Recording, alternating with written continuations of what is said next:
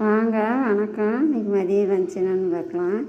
வேறுங்க சுட சுட சாதங்க இப்போ தான் வச்சேன். மணி 2 மணி ஆயிடுச்சு. சாப்பாடு வச்சுக்கலாங்க.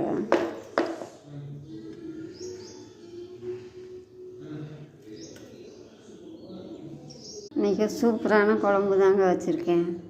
அவரைக்காவும் உருளைக்கிழங்கு போட்டு குருமா வச்சுருக்கேங்க.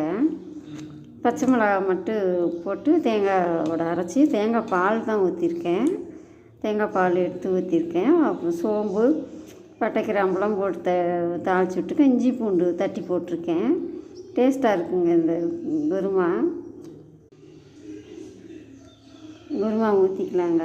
உருளைக்கிழங்கு மட்டும் போட்டால் கூட ஒரு மாதிரி இருக்குன்ட்டு தான். அவரைக்காய் கொஞ்சம் இருந்துச்சு, ஒரு 4-5 காய் அன்றைக்கி சாம்பாருக்கு வாங்கிட்டு வந்தது. அதையும் இப்போ சரி போட்டு வச்சுக்கலான்ட்டு ரெண்டு காயும் போட்டுமே குருமா வச்சாச்சுங்க. எதுவும் செய்யலைங்க. பாருங்க, நேற்று ரேஷன் கடைக்கு போயிருந்தேன். கோவால் வீட்டுக்கு முறுக்கு வாங்கிட்டு வந்தேங்க. கோவால் வீட்டுனாவே ஸ்பெஷல் முறுக்கு, பால் பண்ணு டேஸ்ட்டாக இருக்கும். நல்லா ஃபேமஸான கடைங்க. பலகாரத்துக்கு பேர் போனதே கோபால் வீட்டிங்க. பால் பண்ணு, உருண்டை, பருப்பு உருண்டை, முறுக்கு இதெல்லாம் டேஸ்ட்டாகவும் இருக்கும். இன்றைக்கி லன்ச்சு அவ்வளோதாங்க. காய் எதுவும் வேறு செய்யலை.